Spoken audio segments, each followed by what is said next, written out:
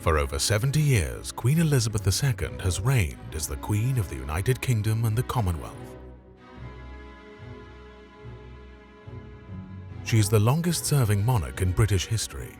Her reign is almost unparalleled throughout the world. The Queen was first seen as one of the two princesses growing up in the shadow of the Second World War. Then she was the young, radiant queen of an empire that needed to change. In the 1990s, she was fondly seen as the stately grandmother of the princes William and Harry. Now, in her twilight years, we see Queen Elizabeth as a loyal, true servant to her people. In her 70-year reign, the Queen has overseen incredible social, political, and cultural changes that no other monarch will ever again witness. Royalty is a mixture of myth and reality. It's the fairy tale romance of a princess coming together with living history. And when it comes in the shape of a queen, my goodness, you've got the full package there. This is a dream, and yet it's true.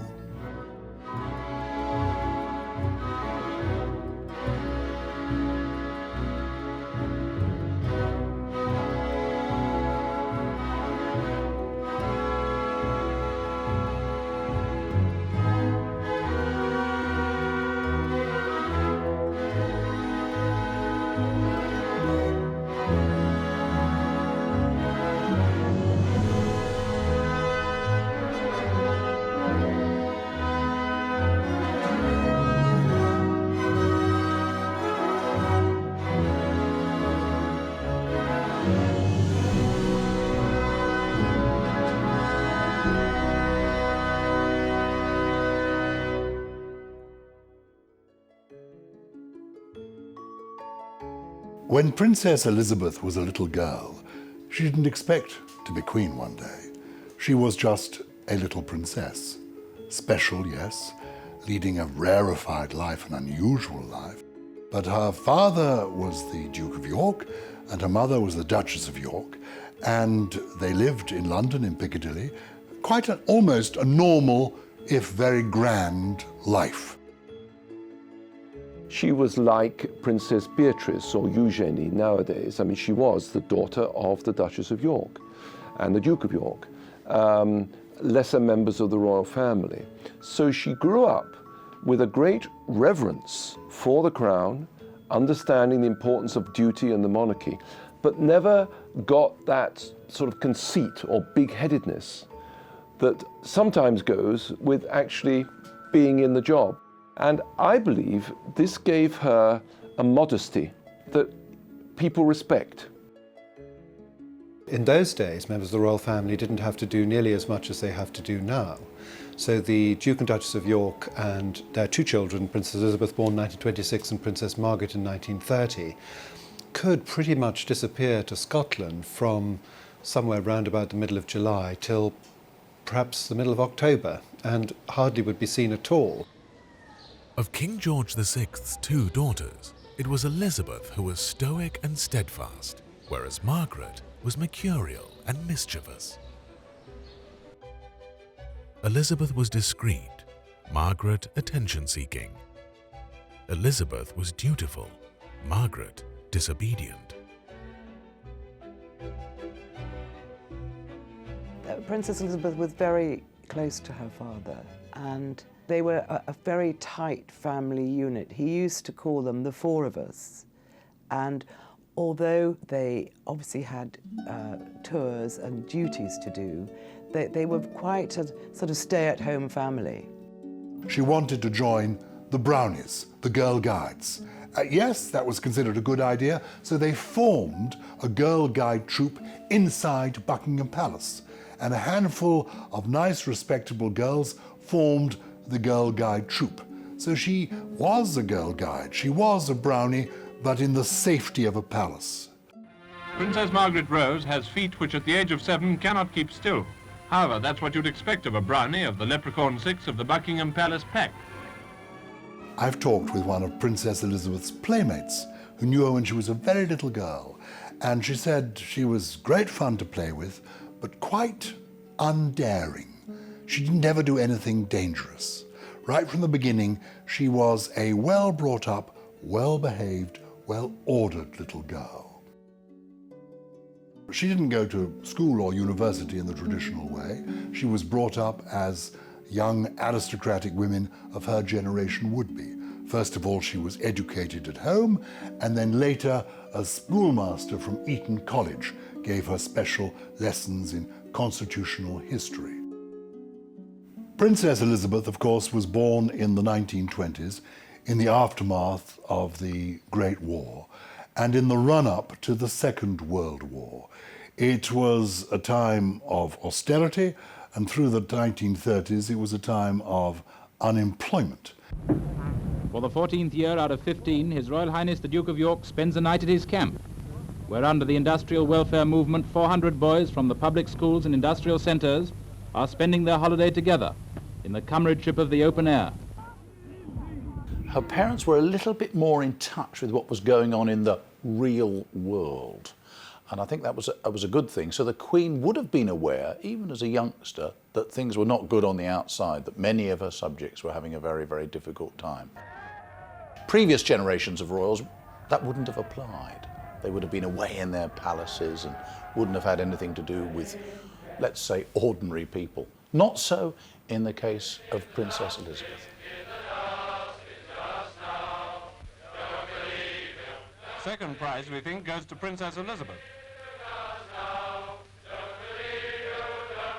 They were really eye-opening times for the Queen, particularly, I think, because of her relationship with her mother. The Queen Mother was always someone who wanted to be involved in society and community. Famously, during the Blitz, she said that she was glad that Buckingham Palace had been bombed because she wanted to look the East End in the face. Similarly, they were very much in tune with their times, and the Queen particularly, I think, understood the notion of not being seen to be splashing cash at times when things were difficult for other people. She was devoted to her father and he to her. He always used to say of the two daughters, Lilibet is my pride and Margaret is my joy. The younger sister he spoilt rotten. He couldn't believe that he'd created such a glamorous creature. Her little sister Margaret Rose was the naughty, skittish one in the family. Right from the beginning, Princess Elizabeth behaved almost as though she was a queen in waiting. You can find nothing on record at all of Princess Elizabeth ever doing anything that would really be considered naughty. Watch is proved ready for inspection. At the time, it was quite an idyllic upbringing because the princesses saw a lot of their parents because they were around a lot more. Post-abdication, all of that changed, and I think what was most difficult for the Queen when she was a girl was really the transition from what was quite a low-key existence to suddenly being thrust into the spotlight. The idyllic life of the Duke and Duchess of York and their two daughters would change suddenly when King Edward VIII chose to abdicate the throne and marry his lover, the divorced American socialite Wallis Simpson, in 1936. Nobody was expecting the Prince of Wales, later Edward VIII, to abdicate until really quite late on. And it was a terrible shock for the Duke of York to realise that this was the King's intention and that he was then going to have to take over. And I would suggest that it was probably not much before the end of November 1936 that this really dawned on them. The man who had sought the quieter part in life was crowned ruler of the greatest empire in history. Her father, famously, of course, with his stutter, wasn't made for public life, but really applied himself, as we saw in the film, The King's Speech, to the job of becoming a modern monarch. The Queen and I will always keep in our hearts the inspiration of this day. And may we ever be worthy of the goodwill which I am proud to think surrounds us at the outset of my reign. As well as the heavy responsibility of kingship being thrust on him, George VI also had to navigate the emerging rumble of war with Hitler's Germany. As head of the UK's armed forces, the King found himself at war again with Germany, following their invasion of Poland on the 1st of September 1939. This morning, the British ambassador in Berlin handed the German government a final note stating that unless we heard from them by 11 o'clock, that they were prepared at once to withdraw their troops from Poland, a state of war would exist between us. I have to tell you now that no such undertaking has been received, and that consequently this country is at war with Germany. Neville Chamberlain, the Prime Minister, had already declared war earlier that day. This was the first chance for the King, the father of the nation, to speak to his people and to speak to the Empire. The speech which ends the film, the King's Speech, as it's become known now, was obviously an extraordinary, important speech. In this grave hour, perhaps the most fateful in our history, I send to every household of my people, both at home and overseas, this message: we are at war. With God's help, we shall prevail. In a sense, one could say that the Second World War came to his rescue, because he was there, played a very statesmanlike role during the Second World War, and by the end of it, he was absolutely entrenched as a beloved king. But whether in France with his troops or at home with his bombed people, his courage and cheerfulness were an inspiration. This was total war, and the king suffered, with so many of his subjects, the bombing of his home. Princess Elizabeth saw in her father this devotion to duty. Duty really what came before personal happiness, and she also saw it in her mother. And that is the way that she has structured her own reign. You know, she's really sacrificed her family in a way. She loved her daddy. She was a daddy's girl in many ways. But she looked at what her father did and respected what he did and tried to follow his example. Now, in the same way, he felt that respect for her. King George said from a very early age, Elizabeth seemed very regal, and even as a child in the cot, she seemed to be very much in control of herself and her emotions. He said, I look at her and I see Queen Victoria. I see the evidence of a great monarch in the making. We don't need a boy to do the job. She'll do it better. There are several events early in her life which have shaped the attitude and I think the essential seriousness of the Queen. One, the recession, the Depression years in which she grew up. Secondly, the Abdication, which was such a trauma in her own family, with such upset to her very emotional father, through her uncle, Edward VIII, not doing his duty, as the royal family saw it, indulging in his love for a woman and putting that above his duty to the crown. And thirdly, World War II. During the Second World War, she and her younger sisters lived at Windsor Castle, really in sort of isolation. They lived in the castle, people came in to entertain them, dances were given, parties were given, they met young aristocratic soldiers, guardsmen of the day. It sounds a bit strange, but I think the war was actually rather an enjoyable time for the princesses, and I think Princess Elizabeth actually said to her governess, you know, perhaps we're smiling too much, we're looking too happy, because she knew what was going on, obviously, and she was really interested, but they really had their war years at Windsor Castle, and it was like a great big playground. She wanted to join something called the ATS, the Auxiliary Territorial Service, effectively the woman's army. Although she drives it with apparent composure, she had no experience of driving before she commenced her training. And for a couple of months, she went to Aldershot every day and studied how to be a car mechanic, how to change wheels, how to take off a cylinder block. And when it comes to checking the plugs, Princess Margaret has obviously become suitably impressed. She would come home in the evening and bore the family rigid with the dynamics of cylinder blocks and that sort of thing. I mean, everything this woman does at any age is something she's done seriously. At the end of the Second World War, when victory in Europe was announced, and there was huge celebration in the streets of London, literally dancing in the streets, Princess Elizabeth asked her father if she might go down into the streets to see what was going on. And with a couple of equerries, guardsmen, she went down into the streets of London and briefly mingled with the crowds. And that really was as close as she got to the reality of war. My sister and I realized we couldn't see what the crowds were enjoying. So we asked my parents if we could go out and see for ourselves. I remember we were terrified of being recognized. So I pulled my uniform cap well down over my eyes.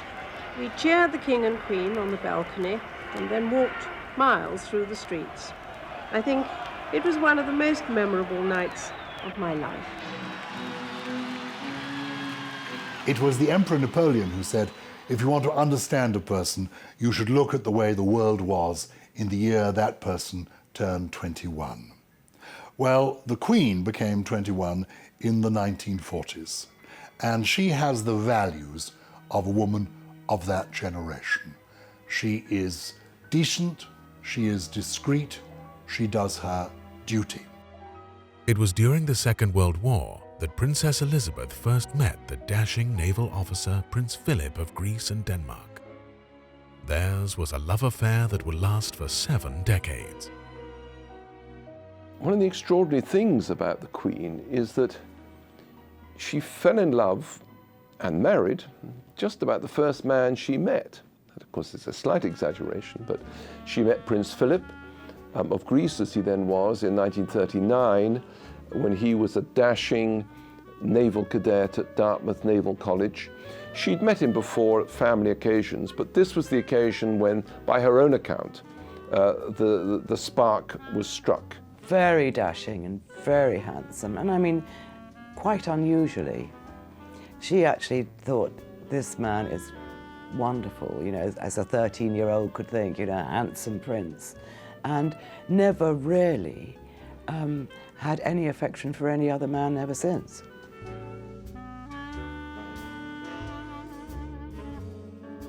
He was astonishingly good-looking, you know, flaxen. You know, there's a number of women who swoon at the time and who swoon later, and described him as having Viking looks and flaxen hair and all the rest of it. He was an astonishing figure, and in uniform he looked ridiculously good. And he's always maintained a very fit profile, and he looked what he was, a young Greek god. Prince Philip was very alpha male, quite controlling and very positive. And I don't think Princess Elizabeth ever met a man like that in her life. She was used to going out with Lord this and Lord that, and you know, people being very deferential to her, and suddenly there's someone that comes along and tells her what to do, and drives too fast, and does all kinds of things. And I think he was just so male. She was so incredibly in love with him. They were both great-great-grandchildren of Queen Victoria. And by the end of the 1930s, Prince Philip, though he had a family, his father was in the south of France, his mother was back in Greece, his sisters were in Germany, and he was in England. And he would go to houses of people, and in the visitor's book would write when his address as no fixed abode. And Princess Elizabeth and he became friendly as the war wore on, and by the end of the war, their friendship was deepening. From time to time, He used to wind up at Windsor Castle. He saw the Queen in one of those pantomimes, and then at a certain point she was writing to him, and indeed had a photograph of a bearded gentleman on her dressing table, which is always quite fun to show in lectures, because that is indeed Prince Philip, in the days when he had a beard. And then, of course, shortly after that, the romance developed. He was in the Royal Navy, he was a cousin, he was certainly eligible, he was hugely charming, and by 1946 they were in love and ready to get engaged. I don't think that Prince Philip ever fell foul of King George VI particularly, but his bride-to-be was very young. They were both quite young, and he wanted her to wait. And it's rather touching, actually, that they went off the only time that they were together on a foreign trip, en famille, just the four of us, as he always said, George VI, was the 1947 trip to South Africa. Princess Elizabeth became 21 when she was in South Africa, and made this extraordinary speech dedicating her life to the service of the Commonwealth, the Empire, indeed, I think she said in those days. And it's very, very her, that. I mean, it fits in with this wish to serve first, and I think that that's what she's always wanted to do. Will you, the youth of the British family of nations, let me speak on my birthday as your representative. Now that we are coming to manhood and womanhood, it is surely a great joy to us all to think that we shall be able to take some of the burden off the shoulders of our elders, who have fought and worked and suffered to protect our childhood. Now, she didn't write it herself. It was written by one of her private secretaries and given to her to approve. But apparently the first time she read it, she cried. And she said, "This is exactly what I feel. This is exactly what I want to say." It showed that her father's faith in her was justified, that she had this overwhelming sense of duty, not just to Britain, but to the Commonwealth as a whole, and that was going to be the most important thing in her life. I declare before you all that my whole life, whether it be long or short, shall be devoted to your service and to the service of our great imperial family to which we all belong. But I shall not have strength to carry out this resolution alone, unless you join in it with me, as I now invite you to do. It was really her last time as a daughter in the family. She knew that when it was over, she was going to get engaged to Philip and then marry him. With news of growing preparations for the royal wedding come these notable pictures of the royal family, accompanied by Lieutenant Philip Mountbatten. People at court weren't sure who this man was. Princess Elizabeth was a perfect princess. She was beautiful, she was well brought up, she knew how to behave. Nobody was quite sure about Prince Philip. Who was he? Where were his parents? His grandfather, the King of Greece, had been assassinated. His own father, in the year of Prince Philip's birth, was put on trial in a show trial and due to be possibly executed. He escaped into exile, this is Prince Philip's father, with his family, and they settled in France. Prince Philip's upbringing was, in a sense, difficult. I mean, he was born famously on a kitchen table in Corfu, and he was evacuated in an orange box on board a British destroyer, and he led a life of comparative, and I think it's reasonable to say comparative penury in France. Then at the end of the 1920s, his parents split up. His mother had a breakdown, ended up in an asylum in Switzerland, and his father floated down to the south of France, where he ended up with a girlfriend living in a boat off the French Riviera. He always said to me that he was essentially pan-European. I don't know what he was. He certainly, he is categorized as being the Greek But he doesn't have any Greek blood in him at all. They were the Greek royal family, of which he was a member, were parachuted in. They were rent-a-royals. Insofar as he comes from anywhere, I guess he comes from Germany, probably. And, you know, he himself said, you know, why should I like the Greeks? They treated my family appallingly, which they did, on the whole. So the idea that he's Greek is very far from the truth. So people didn't know who this prince was. He hadn't been to a proper English public school. He hadn't been in the Brigade of Guards. He'd been to this school called Gordonstoun, founded by a German, Prince Max of Baden, you know, who'd founded Salem. He joined the Royal Navy. Well, mentioned in dispatches, that isn't bad. But who was he? And so when the engagement happened, there were lots of people around the Queen and the King at the time who had their reservations. After renouncing his rights to the Greek and Danish thrones, Philip took his mother's surname, Mountbatten. On his wedding to Princess Elizabeth, he was granted the title Duke of Edinburgh.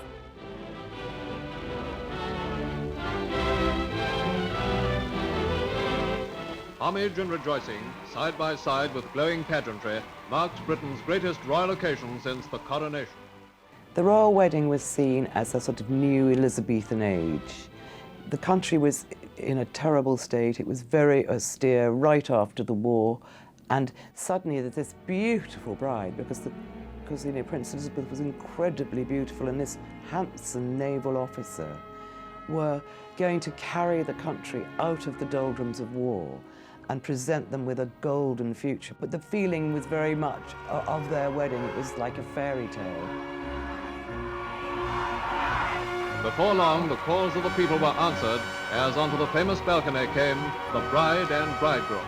The British public, on the whole, regarded the marriage of Prince Philip to the future Queen as a welcome, blessed relief, you know, from a time of considerable austerity and awfulness, and there was more rationing, paradoxically, after the war ended than there had been during the war itself. And one of the charming things is that I think of the 1,700 or so wedding presents that were officially listed, several hundred were nylon stockings, which ladies, loyal ladies in the country, decided to send to the princess. They knew in those hard times what every girl wanted. May the present happiness of our princess and her sailor husband grow ever deeper with the years to come. Following her marriage to Prince Philip, Princess Elizabeth gave birth to Prince Charles in 1948, followed by Princess Anne in 1950. After her marriage to Philip, they'd had their first two children pretty rapidly. She wanted more. She had to delay her family. That's why her children come in two tranches, as it were, one before her coronation, one once she'd played herself in and settled. And she had had this wonderful experience for just about a year with Philip of being a naval officer's wife. Philip had insisted after the marriage that he should pursue his naval career. She wanted him very much to do this. The royal family agreed, and so he actually went off to Malta, where the British Navy had still a large contingent in those days. He was given his own ship. She went out there not as a princess, but as the captain's wife. And for the first and only time in her life, she drove her own car, she went to hairdressing salons, she met friends in cafes for coffee. She had something resembling ordinary life, and it had been her wish and hope that that could continue for several years. It was obvious that she meant to enjoy herself. She had no restrictions. She could move about on her own in Malta. It was absolutely novel for her, you know. I think officially she was the boss. But in private life, I think Philip ran the show. That's my impression, yes. He seemed to boss her around most of the time, you know. And I shouldn't say this, perhaps. I've heard him swear at her. The thing about the Queen and Prince Philip is that they both, as it were, they're very, very well matched. I mean, She took on somebody her own size. And it's been a very, very interesting relationship which has lasted years. I think the Queen herself will be the first to admit that Prince Philip wasn't somebody who minces his words. He did wear the trousers behind palace doors, and he's the head of the family, and he's made a lot of changes at Buckingham Palace which have been for the better. He didn't want to be called a consort, and he wanted to be an individual in his own right. I think that perhaps some of the Queen's character that she has today, because she's very funny and can be incredibly waspish, I think a lot of that came from being around someone as sort of strong as Prince Philip. And it's an enduring love she has for him. In many happy marriages, that is the key. It's the differences between people that make it work. And I think that's I think what has been the glue that held that marriage together so well. All too often, I fear Prince Philip has had to listen to me speaking. He is someone who doesn't take easily to compliments, but he has quite simply been my strength and stay all these years. I remember a few years ago I went to the theatre with them one evening and sat in the royal box with them, and the interval came. And I came out, and during the interval I walked with the Queen, and I walked behind, obviously, with the Duke of Edinburgh. The Queen went first, and she was introduced to all sorts of celebrities during the interval. And I stood at the side of the room with the Duke of Edinburgh. And he looked across the crowded room towards the Queen, who was quite a small woman, and she was surrounded by people meeting her and bowing and shaking her hand. And he leant against the wall, and he was holding a drink, and he caught her eye. And across the crowded room, as she smiled at him, he merely lifted his glass and toasted her. And I thought, yes, of course, there is some special relationship between these two people. Although Princess Elizabeth was gloriously happy as the wife of Philip and the mother of 2 young children, concerns were growing over her father's health. George VI had already battled lung cancer and underwent surgery to have a lung removed.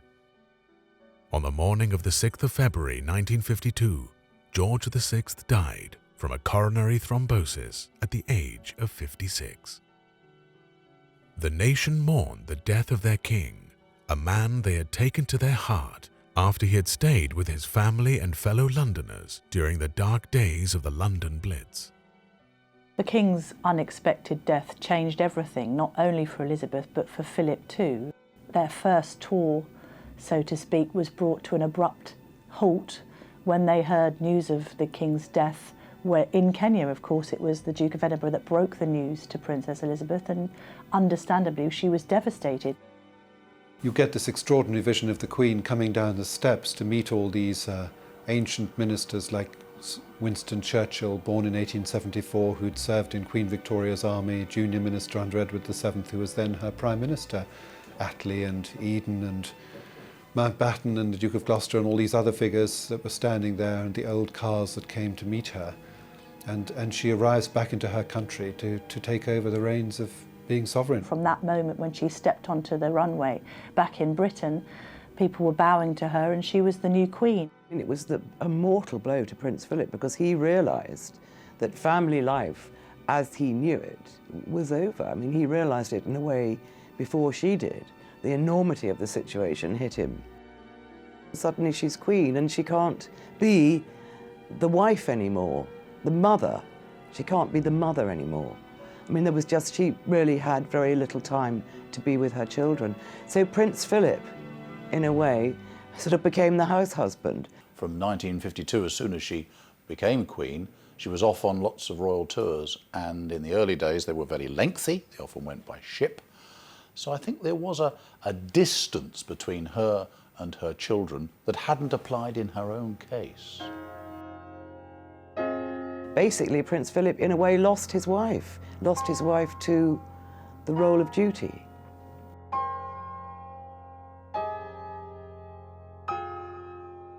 What would have struck journalists at the time is her relative age and innocence in the scheme of things.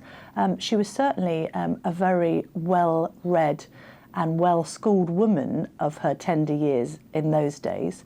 That said, she had no experience really at all of even married life, let alone being queen.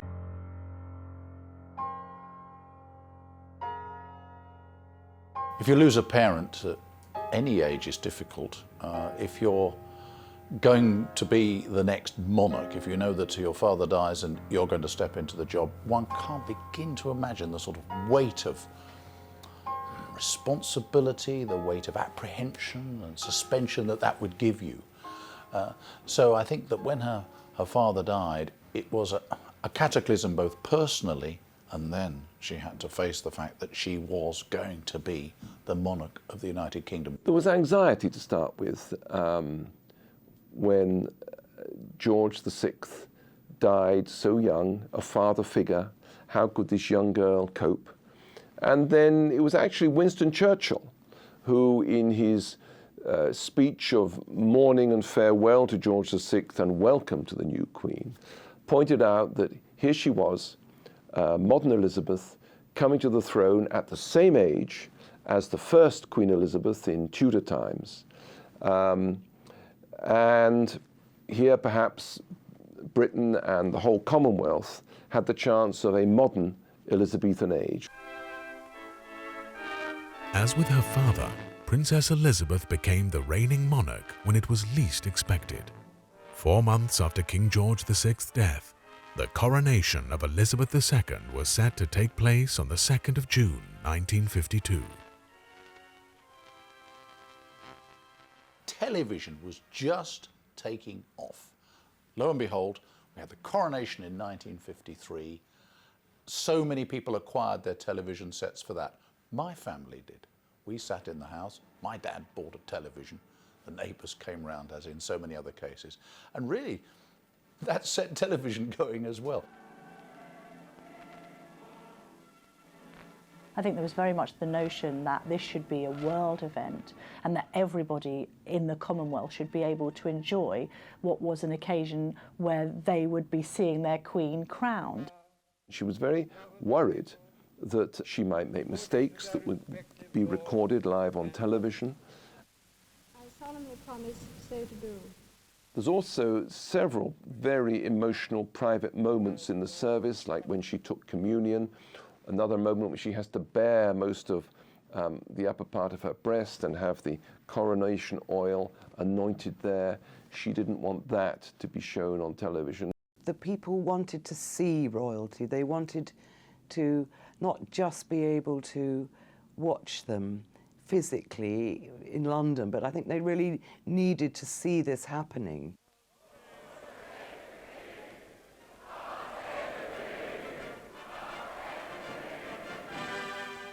And the BBC really pushed for the coronation to be televised. And it wasn't the Queen that said no, or indeed the Queen that said yes.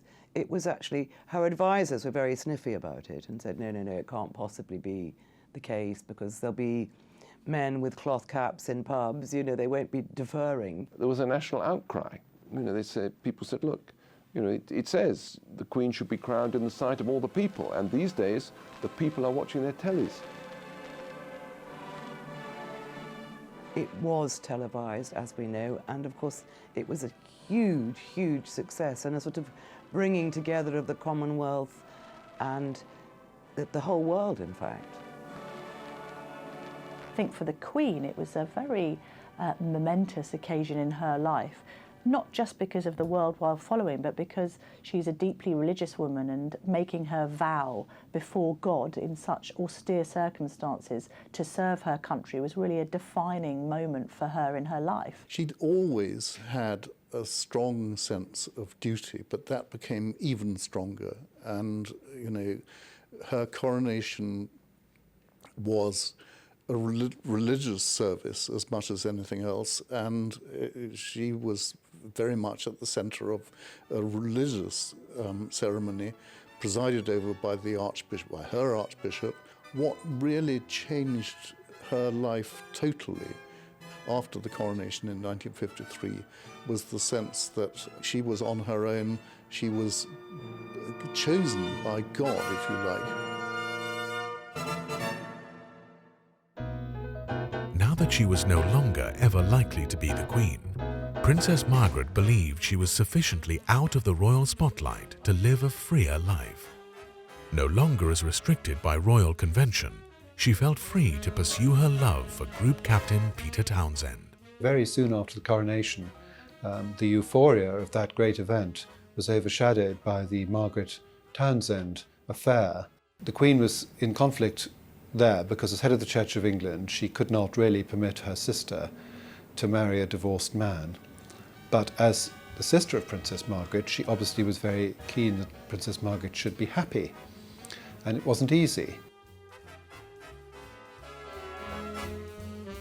What happened in that particular situation was that they separated the couple. They sent Peter Townsend off to Brussels as an air attaché, and by the time he returned in 1955, when the general public, all getting tremendously excited at the thought that Princess Margaret was now 25 and could to some extent do what she wished. In fact, I think the path of love had, as it were, run through, and by the time Princess Margaret realised there was a possibility of her civil list allowance ceasing and possibly losing her royal titles and things, it was over. Princess Margaret's personal message issued from Clarence House. I would like it to be known that I have decided not to marry Group Captain Peter Townsend. I am deeply grateful for the concern of all those who have constantly prayed for my happiness. Because of their closeness, the Queen during the whole Group Captain Townsend period was very supportive of Margaret, because it was really their mother who they didn't want to let in on the notion of the relationship. And I think Elizabeth and Philip counselled Margaret as much as they could through that. And it's sometimes been misreported that it was the Queen that said that this relationship couldn't be allowed. Actually, she was devastated that when push came to shove, it was the government who said, actually, we can't allow you to marry this man. And I think she had a lot of sympathy for Margaret, because after all, the Queen knew what true love was. She had married the man of her dreams. The problem the Queen has, I think, often had is, as it were, the role of the Queen as Queen and the role of the Queen as a person. I mean, to some extent, they're two different people, and the Queen has been known sometimes to turn to a private secretary who produces something for her to look at and to ask her the question, what should the Queen do? At the beginning of the Queen's reign, the massive tour of the Commonwealth that she undertook, the best part of a year in the newly built yacht, the Britannia, was obviously partly a celebration of her accession, but it was mainly a thank you to the British Commonwealth, to Australia, New Zealand, Canada, South Africa, India, the African countries that have contributed so many men and lives to the war effort against Germany and Japan.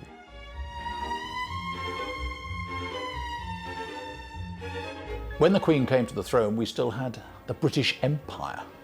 It was very much part of all of our lives. I remember, I was young, but I can remember, it's hard to think of it now, but we had influence all over the globe, real influence. And the Queen was Queen of all those countries as well.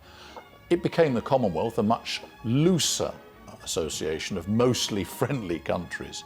The Queen has always taken that extremely seriously. Of all the jobs that she does, that I think possibly she would say herself the two that really matter to her are being head of the church, because she takes her religion extremely seriously, and being head of the Commonwealth. I would say that the Queen has adopted the Commonwealth almost as one of her sort of prime causes. I mean, rather like a Prime Minister with a new government identifies an area that he wishes to be identified with. It's true to say that that's what the Queen has considered to be very important, and she never misses these Commonwealth heads of government meetings. She has Prime Ministers all over the world, and she has said that sometimes when she goes to these meetings, she feels a bit like a doctor. She sees 4 Prime Ministers in the morning and 4 in the afternoon, and they all tell her their different problems. And who better to talk to than her, because she's not going to tell us what they say. And equally, of course, she's known all their predecessors, way back into the 1940s, before a great deal of them were born. Today, we live in a celebrity-driven world where fame appears important for fame's sake. But despite being the most photographed woman in history, the Queen has no interest in celebrity. Princess Elizabeth, as Princess and Queen, has always been guided by a great sense of duty. When she became crowned Queen, one of the symbols of authority that she took was what's called the wedding ring of England. She considered herself, and she considers herself, married to England, Britain, Australia, the British Commonwealth, all the countries that acknowledge her. And that, for her, is the most important thing. I don't think she has yet seen the film called The Queen, because she's not interested in herself. She doesn't read about herself. She is not preoccupied with herself. She doesn't belong to the me, me, me generation. She isn't touchy-feely as a human being. There are no photographs in existence of the Queen and Prince Philip walking along holding hands. They reflect their generation. That's not what they want you to see. You may want it. It may reflect what you are looking for in royalty. That's not what they're going to give you. I think there are two big influences on the Queen's approach to her job.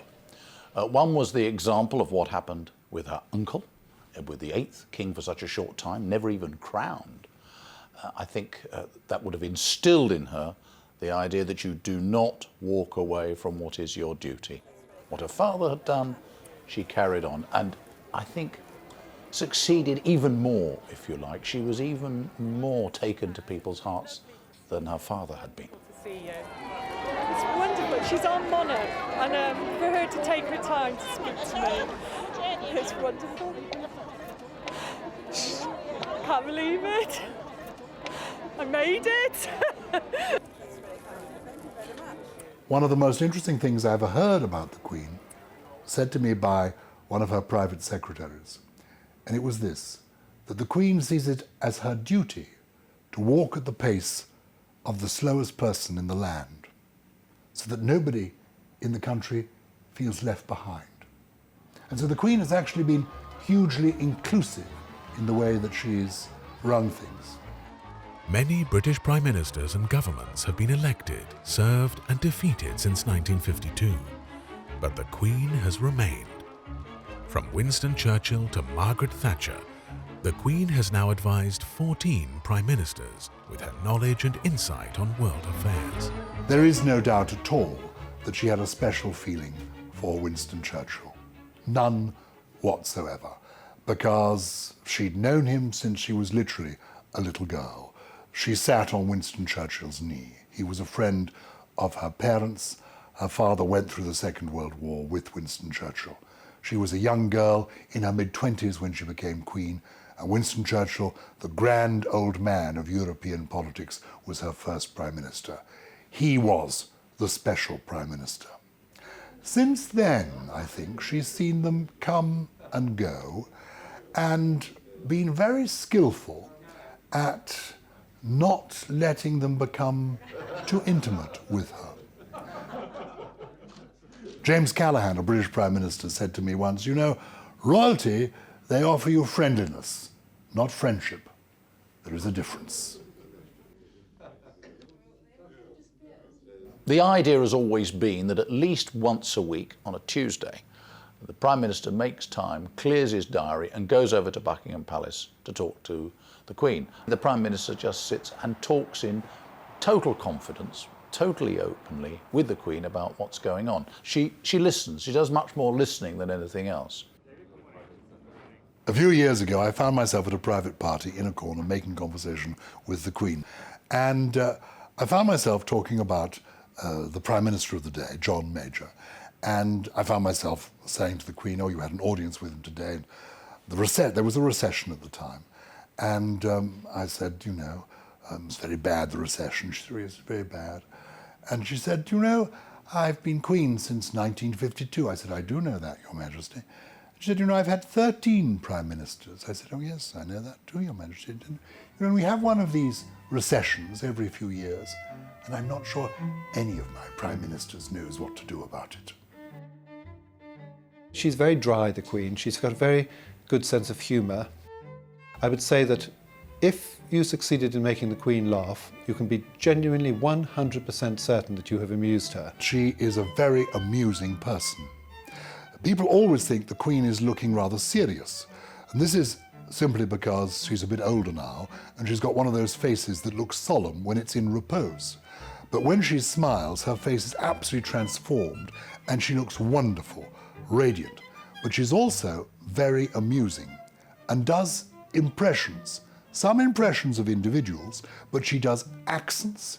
She can go to a place and come away and do you impressions of people. When I just first joined Majesty in 1983, the Queen and Prince Philip did a tour of Jordan, and I remember going on it. The Queen said to me, "What do you find to write about in your magazine?" And I said, "Oh, your family, ma'am." And she said, "Well, I use it as a diary to know what they're all doing." One story I rather like about the Queen was that she always wanted to see a supermarket, and once in Norfolk she was put on her sort of husky and her headscarf, and she claimed that she hadn't been to a supermarket other than when she'd been opening one, so she wanted to go along, and so she was walking up and down the aisles, and a little old lady spotted her there, went up to her and said, "My dear, I must tell you, you look awfully like the Queen." To which the Queen replied, "Thank you, that's very reassuring." That's very much the Queen. The Queen is impartial, a guardian of Britain's history, democracy and cultural heritage. She is independent of Parliament, giving service and dignity to the British monarchy and its people. They are above politics. They're not there because we've elected them. They're there, maybe they don't even want to be there, but they're there and they've devoted their lives to duty, which is really important that we see that, which is why the behaviour of some of the young royals in the 80s was so damaging to the monarchy. But I think because they're above politics and because we know people like Prince Charles really care, he does really care about this country and its people, we want to look up to them. It's really no secret that she has her differences with Prince Charles. I mean, she loves him obviously as her eldest son, but she feels that his espousing of quite controversial causes is dangerous for the monarchy. Now, Prince Charles, in his own defence, would say, well, this is only while he's Prince of Wales, that when he becomes monarch in due course, all of that would end, and he totally understands the impartiality that a modern constitutional monarch has to have.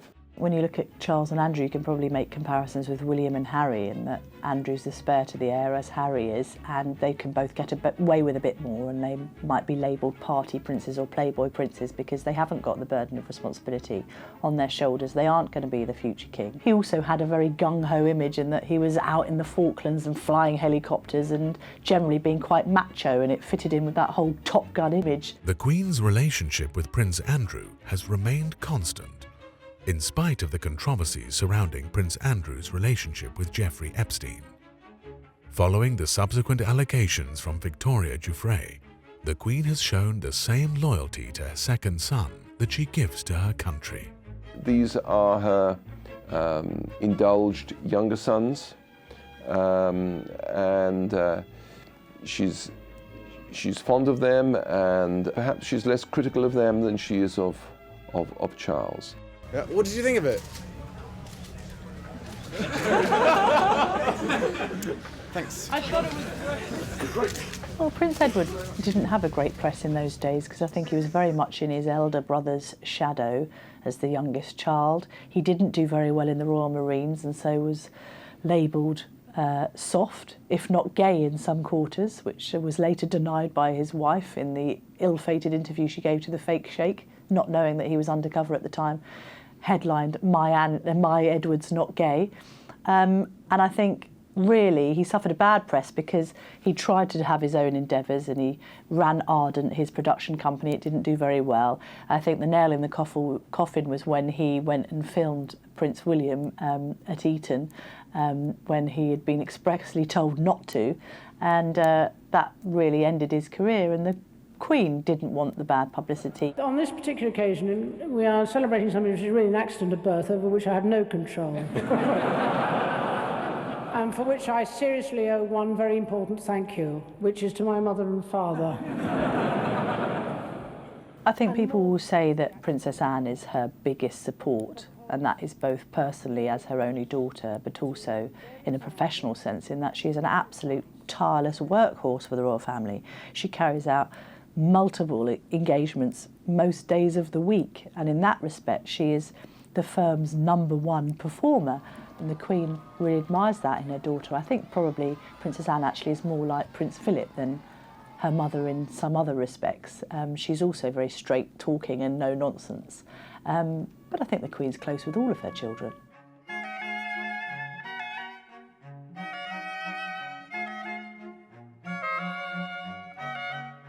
It's really her grandchildren on whom the Queen focuses. She is a great matriarch, the Queen. She loves having all the family around her, and that's why her time at Sandringham at Christmas and Balmoral in the summer are very precious to her, because those are times when she can be a matriarch for a few weeks at least.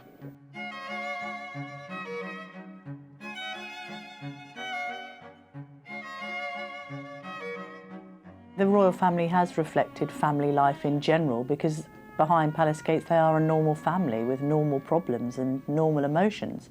In fact, they're under more pressure really than the rest of us, because their moves are all scrutinised, and if there's problems in the relationship, the cameras are there to pick it up, and that very much happened, of course, with Prince Charles and Diana.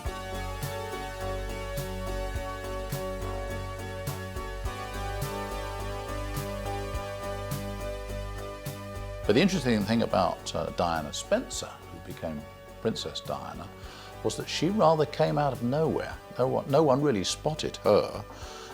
Although she had some royal connections in her family, she wasn't the usual type of girlfriend that I remember Prince Charles accompanying to places. A lot of his girlfriends had a past, and we, the press, knew that Prince Charles had to find, at that time, definitely find someone who had no past. And then Lady Diana Spencer appeared, and you know, it was a gift to all of us. She was a young girl and quite naive at the time, as we know, but I think actually Prince Charles's parents were relieved that he had decided to marry someone. He had quite a long period of bachelorhood where he couldn't seem to settle down, and it was actually attracting the wrong kind of headlines. Was he a playboy prince? Was he not able to make decisions? Was he not able to commit? And suddenly this beautiful young girl came into his life, and it really improved his PR enormously, because not only had he managed to settle down, but was such a gorgeous and glamorous figure. I was always very much actually a Diana Spencer fan, and I thought, of course, it was terribly interesting to watch how she emerged from that chrysalis, that early chrysalis, into the girl that she became. And she was very, very good at those royal duties. And of course they were, for a time, really completely a dream team. They could have gone anywhere and done anything. Everybody wanted to see them. The problem for Diana Spencer, and what she really fell victim to, was a time warp. By the 1970s, when Diana Spencer appeared on the scene, most people couldn't care less whether the bride walking up the aisle was a virgin or not in ordinary life. But when it came to the royal family, we still expected this old-fashioned view. It meant she was much younger than Prince Charles. And Prince Charles, of course, as we since discovered, was already committed emotionally to another woman, and that was Camilla. But poor Camilla's problem was sort of catch-22. When she met Prince Charles, she fell in love, they went to bed together, but that sort of automatically ruled her out as a future queen. It sounds ridiculous, it sounds primitive, and it was. And of course, in 2 or 3 years, Prince Andrew fell in love with Fergie. She didn't pretend she was a virgin, she'd had boyfriends in the past. Everybody had moved on by that time, but Diana was caught in this particular trap, and it's the basis for really the tragedy that became her life and Prince Charles's life, and an enormous challenge to the monarchy and to the reputation of Elizabeth II. Rarely does the Queen interfere in her children's private lives, and never in public. This was especially so when Prince Charles and Princess Diana had their marriage problems shown publicly around the world's media. Well, we didn't cover her unhappiness until probably about 1987, when it became so obvious that she was unhappy. The Queen was immensely distressed by what was happening in the marriage of Charles and Diana for a number of reasons. Obviously, the threat that it carried to the reputation of the royal family, but particularly to the happiness of the couple, and particularly their ability to be parents to William and Harry, whom she loved dearly as a grandmother, but also who represented the future of the royal family. So there was a whole complex of emotions going on in here. The Queen actually tried to bring Diana under her wing, but Diana was very reluctant. She thought, she didn't want to have supper with the Queen, that was too boring. And also she found it a bit daunting. I mean, the Queen would invite her to come and have lunch with her or have supper with her, and Diana really didn't want to do that. And so she'd find excuses. And so they never really formed a very close relationship at a time when it might have really helped Diana to do so. When the marriage really started to break down, Diana used to go and see the Queen. Now, nobody sees the Queen without an appointment, but Diana used to wait in the page's vestibule until the Queen's last visitor, if you like, had left. And then she'd dash in before the next one, and she'd just cry and say, everybody hates me, I hate my mother, I hate my sister, I hate my husband.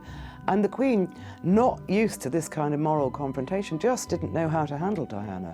It really threw her. And as a result, she sat on the fence with Diana. It would be a great mistake to think that she blamed Diana for what went wrong. If anything, I believe that she and her husband, Prince Philip, put more of the blame on Prince Charles than on Diana. Because after all, he was the one who had this extra girlfriend, who was by then not a secret to the royal family. He was the royal who'd spent all his life getting ready for this. I just think, from everything I know about the Queen and everything everyone's told me, she tries not to interfere with her children's lives. She probably should have done. I think that could be the great mistake of her reign, is that she didn't interfere between Charles and Diana. I asked Prince Philip about it once, and he said to me simply, we're a family. We are a family. These things happen in families. And they coped with it as a family would, and their reaction to it was that of parents of their particular generation. One of the things that distressed the Queen and Prince Philip about Diana, Princess of Wales, and about Sarah Ferguson, who married the young Duke of York, was that the attention they got, they may have thought that it was for them as individuals. And the Duke of Edinburgh said to me once, when the Queen first became Queen and went on tours in the early 1950s, millions of people came out into the streets and cheered. And if the Queen had taken that attention for herself, it would have been corrosive. She never did. She knew the attention, the adulation, was not for her, it was for the position of being Queen. One of the things that makes them feel a bit distressed about the way they are presented, and I've discussed this with the Duke of Edinburgh, is that people now regard them as part of the celebrity culture. They're not. They think of themselves as part of history. There is blood in their veins that has been coursing through royal veins since before 1066. The Queen's mantra when it comes to her family has always been never complain and never explain, and in that respect she's always remained resolutely silent on issues such as love, marriage, divorce. Probably the most demonstrative she ever was when she talked about her annus horribilis.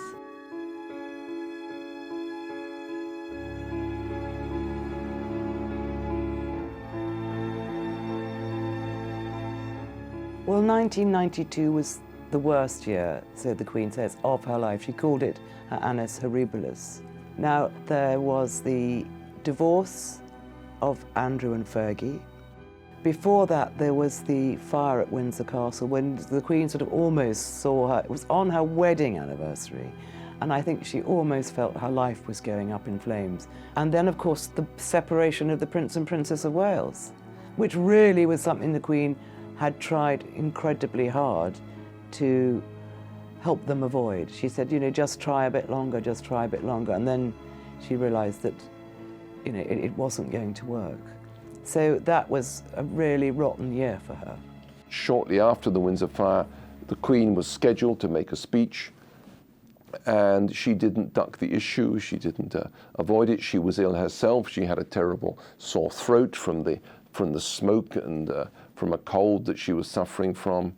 And all of this added up to this poignant image of this middle-aged elderly woman who'd seen her home burnt down, who'd seen her children divorce. It has turned out to be an annus horribilis.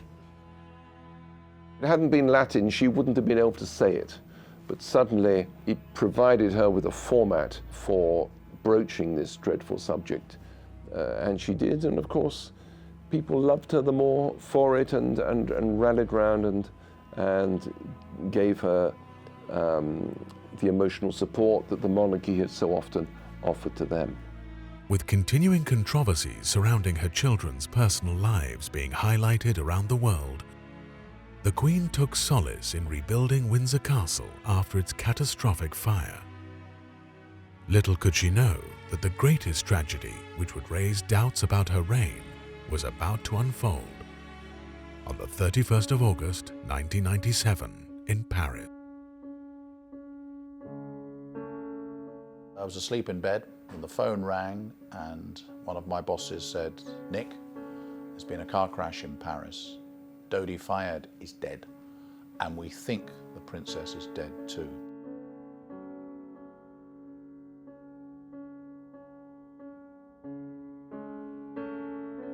So I obviously got up, got dressed, went straight to the studio in the middle of the night, and then was really on television, I have to say, for the next week, really. We have a flash here from the Press Association Newswire saying that Diana, Princess of Wales, has died in a car crash in Paris. As the British people opened their hearts in a national outpouring of grief for Diana, the Queen struggled to balance the perseverance and duty of monarchy with the appearance of being aloof and cold. What happened was, of course, that the week after Diana died was a long week from a media point of view. So on the Sunday, you had the shock. The next day, it was discovered, turned on the paparazzi, or perhaps even on the same day, that had pursued the car. Then after that, it was discovered that the chauffeur had more alcohol in his blood than he should have done, so he was the next one to be blamed. And then, once they'd finished with that, they turned on the Queen. And the press played it up like anything. They played up the fake thing of the flag, there being no Union Jack flying at half-mast on Buckingham Palace. I tried to tell ITN time and time again, why don't you film Windsor Castle, which has its flag at half-mast? Surely that makes a certain point. Didn't quite fit what they were interested in. They wanted the stark flagpole, the monarch who did not care, and so forth. We didn't whip up hysteria. I always get a bit cross when people accuse us of that. The British people felt very deeply, most of them, about Diana. They felt her loss personally.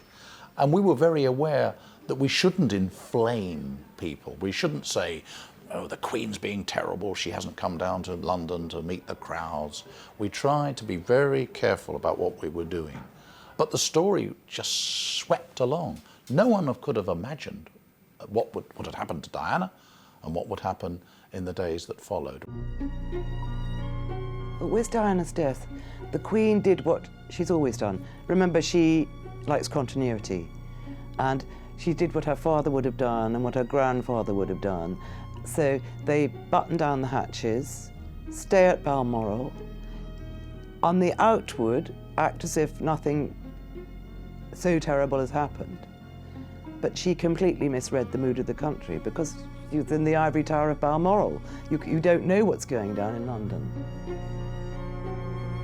The Queen is somebody who had been through the war, and her generation respond to things like car crashes in which ex-daughters-in-law are killed in a different way to the more touchy-feely way that the younger generation responded to that. Her job was to look after these boys at this traumatic, terrible moment in their lives. That became her priority, and that was very much the reason why she did not want cameras paraded around She did not want to make public statements. She certainly wanted to keep William and Harry away from attention. And she thought, let's go down at the last moment. There was the practical matter of not disturbing people at the palace, but more important, it just means the boys can focus on this one thing, paying tribute to their mother at the funeral and then come home.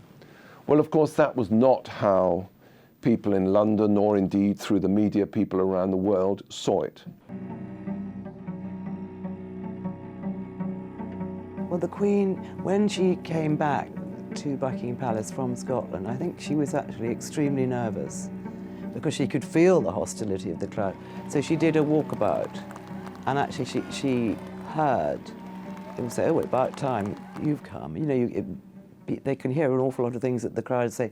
And then I think a woman actually gave her a bunch of flowers and said, "Oh, would you like me to place it for you?" And the woman said, "No, ma'am, it's for you."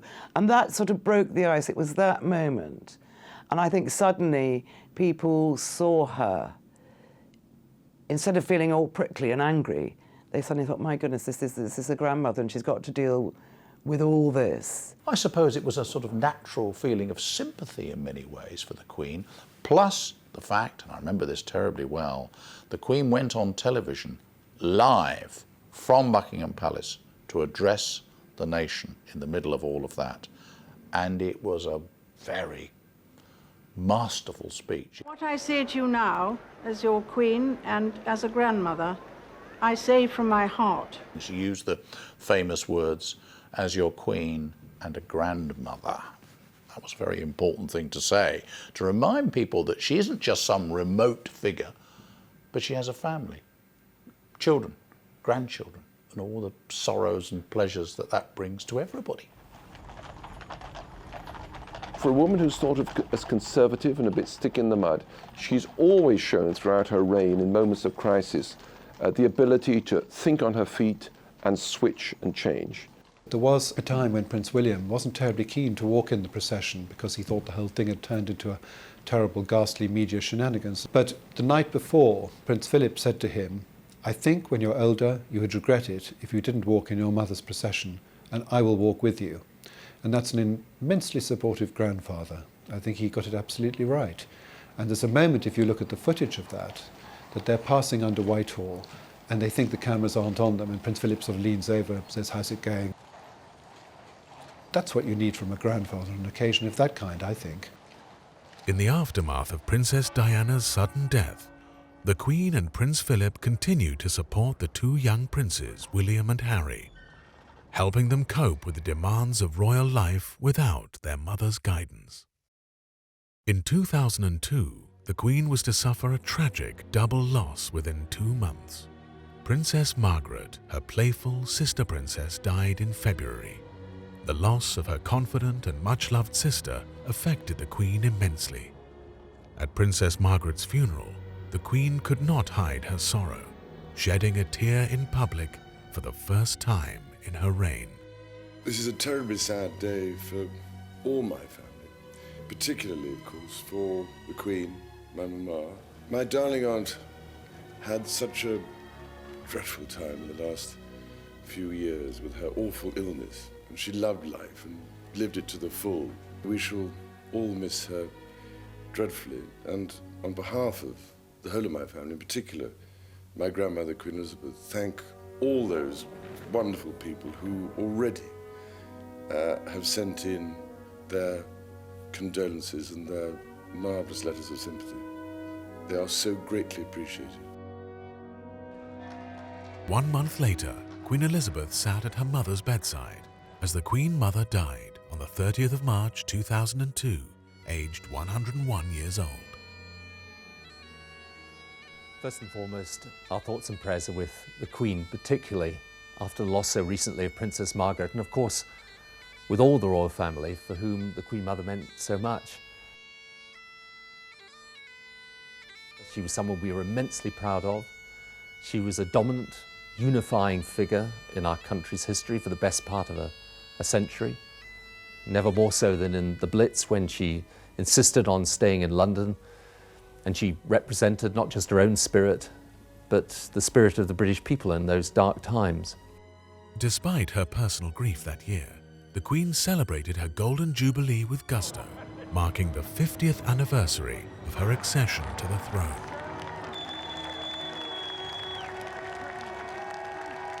Following on from recent deaths in the House of Windsor, the Queen was delighted to celebrate the wedding of her grandson Prince William to Kate Middleton at Westminster Abbey in 2011. As second in the line of succession to the British throne, Prince William and Kate's marriage rekindled the magic and hope of the monarchy amongst the younger generation. When Prince William was getting married, of course, there's always excitement about a good-looking prince getting married. A year after the wedding of Prince William and Kate, the Queen celebrated another milestone when her Diamond Jubilee in 2012 saw even greater crowds turning out to celebrate than 10 years before. She's incredibly modest as far as these things are concerned. And there's sort of a rather lovely sort of expression and of surprise that everybody's, really getting into it and enjoying it and longing to wave flags and have big lunches. That all my foreign clients also wanted to give parties and jump around with bunting and things like that, and I think she was even more surprised. But she is incredibly modest in that way.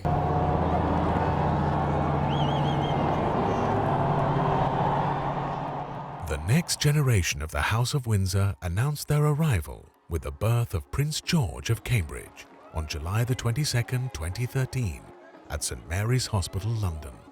Birth will be very public, not because William and Kate want it to be, but by very dint of who they are and what's happening.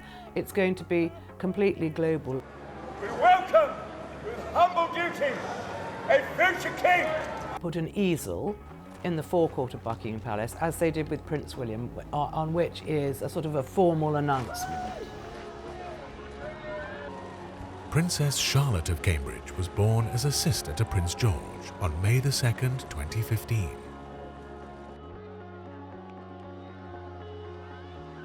Three years later, Prince Louis completed the future king's family. Buckingham Palace proudly announce the birth of a newly born royal prince on this St George's Day, AD 2018. Queen Elizabeth II has witnessed history throughout her reign. But in September 2015, she created it by celebrating another milestone, by becoming the longest reigning monarch in 1,200 years of British royalty. We've never had a monarch who's been on the throne so long. Inevitably, a long life can pass by many milestones. My own is no exception. But I thank you all, and the many others at home and overseas, for your touching messages of great kindness. For her to now have reigned longer than any other British monarch in the 1,000-odd-year history of the British monarchy is a moment for us all to sit back and take stock of. And I think in the Commonwealth and throughout the world, it's a huge achievement. She's given her life to the service of Britain, and this is another element of that extraordinary record of service. In 2017, having walked behind his wife for nearly 65 years, the Duke of Edinburgh announced his retirement from royal duties at the age of 96. Or, as he mischievously quipped, to retire from being the world's most experienced plaque unveiler. I've seen the world's most experienced plaque unveiler.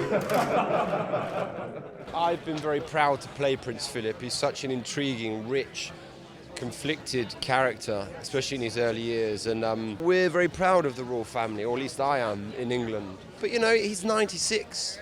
Most people will have retired 20 years before that, or even 30 years, or even 4 years in some cases. So I think he's had, he's done a great service, and he's kept his sense of humour amongst all that, which is incredible, really. I'm sorry to hear you standing down. I can't stand up much. With her husband now taking it easier and the new generation of royals learning their royal responsibilities from their father, Prince Charles, the Queen began reducing her official engagements. The wedding of Prince Harry to Meghan Markle in 2018 and the birth of their son Archie in 2019 were major events in the royal calendar. And thank you everybody for all the well wishes and the kindness. It just means so much. In January 2020, their Royal Highness status was stripped after they stepped down as senior royals. Prince Harry lost his royal and military titles, as well as his charitable patronages.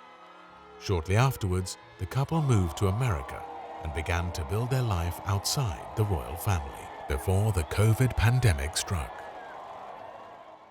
With the world shutting down and royal visits no longer possible, the Queen moved to her residence in Windsor Castle for most of the pandemic. As the world faced the uncertainty of COVID, the health of Prince Philip gradually deteriorated. With frequent stays in hospital and surgical procedures, the Duke of Edinburgh began to appear his age for the first time.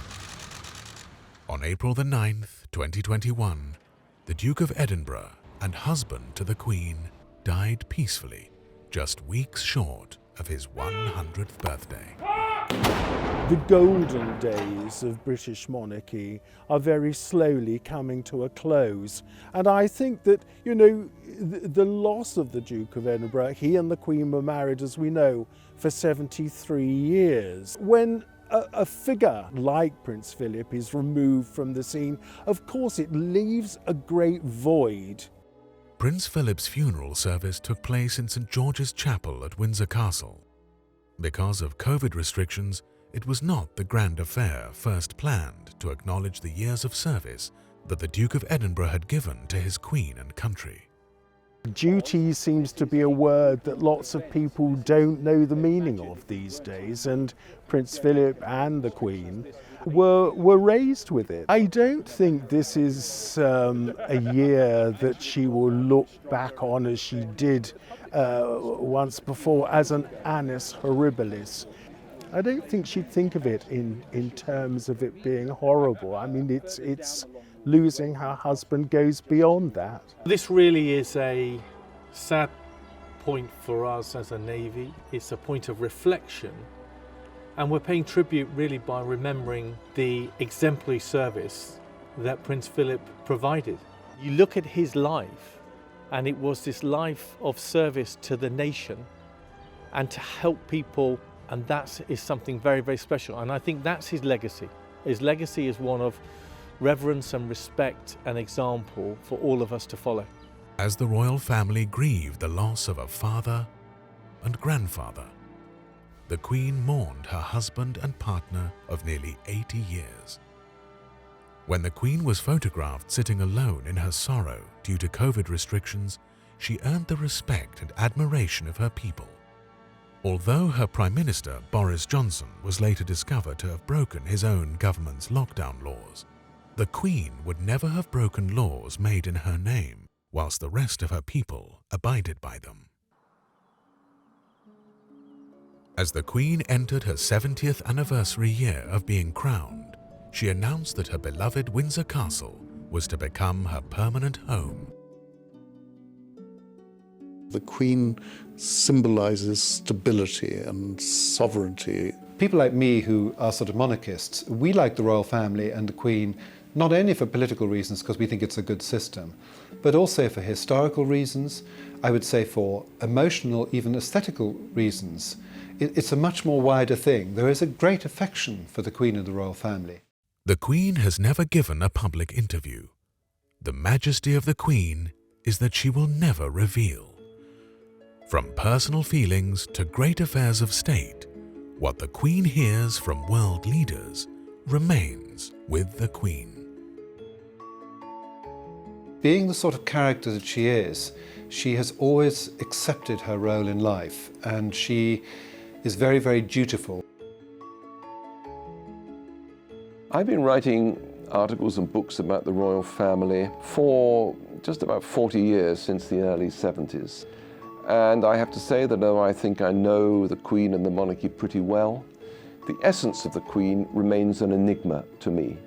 That, I think, is her strength, and that is, I think, how it should be. I think she's absolutely fascinating for the fact that she has been on the throne all these years. Actually, while we can make a historic record of every second of her reign, what we don't know much about is the Queen herself, and as a woman, and how she's been as a mother, and what she's felt as she's seen these momentous historical events take place. Her emotions have always been kept under lock and key, and that's why she is one of the most elusive figures of our time. Maybe no one ever will get to the root of her. People find her endlessly fascinating for what is going on behind the facade. She has been consummate at preserving her own privacy, her own values, her own ideas, her own sense of self. And mystery and enigma is a very important element of the magic. Her strength always has been steadfastness, that she takes the good and the bad in her stride, that she takes a very long view of everything. People admire her longevity. They also admire her consistency. There she is. She keeps on going. 70 years on the throne, outdistancing anything in British history. Actually, in world royal history, I think she's got a few years to go and she'll beat Louis XIV of France to become the longest monarch ever in history. The Queen is one person who can get a crowd together. She is one of those public figures that people will turn out and see. Successful British royals are the modest ones, or the relatively modest and humble ones, who understand that they are part of an institution that's bigger than them and stands for things that are more important than any individual. And that's what she's done, and that's what she continues to do, and that is what people will be celebrating during the Jubilee. The fact she's survived it all. This year focuses on her as a person. Let us for the moment celebrate this lady, all she's done for us in Britain, all she's done to bring joy to the world. One thing that we do know about the Queen is that she's a very stoic individual. She faces reality. You know, she's a realist. And Prince Philip isn't there, but as we've seen since his death over a year ago, that she's carried on. In her Platinum Jubilee year, Queen Elizabeth's devotion to duty is incomparable, and her honour is incorruptible. She is a matriarch, a woman who has striven to hold both her family and the British monarchy together for over 70 years. Queen Elizabeth II is the rock of continuity in an ever-changing world, a unique embodiment of what is historical, but always relevant. The Queen is constantly surprised of the great feeling of goodwill she gets from her people, and I find that strange after all these years, that it still surprises, and rather charming that it still surprises her. I mean, it's extraordinary. She is still there. She was there in 1952. She's still there. The same Queen, the same smile. She goes to the same things year in, year out. It's what a poet once described as the security of known relationships. We know where we are with the Queen. She doesn't let you down. She's always there.